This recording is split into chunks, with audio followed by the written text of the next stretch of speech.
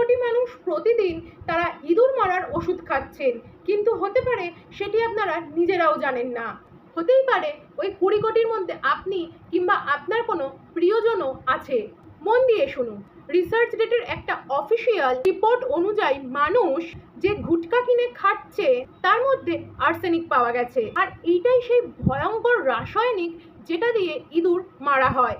এই আর্সেনিক আপনার থুতুর সাথে মিশে সরাসরি তার রক্তে পৌঁছে যায়। প্রতিদিন গুটকা খাওয়ার ফলে আপনার কোষ এবং ডিএনএ কে ক্ষতিগ্রস্ত করতে পারে, যার ফলে মুখ, গলা এবং পাকস্থলীতে ক্যান্সারের মতন রোগের সংক্রমণ হতে পারে।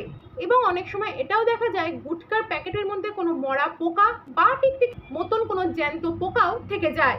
তাই সকলকে অনুরোধ, গুটখা ত্যাগ করুন। আমি জানি না কেন এই সমস্ত কোম্পানিগুলোকে বেশি বেশি করে তোল্লাই দেওয়া হয়। আর একটা জিনিস অদ্ভুত লাগে, এরা অনেক জায়গায় এবং সকল স্টেডিয়ামে এরা অ্যাড চালায়। আর অন্য কোনো দেশে আমরা কখনো অন্তত এরকম দেখিনি যে খেলার মাঠে বা স্টেডিয়ামে এই সমস্ত অ্যাড চালায়।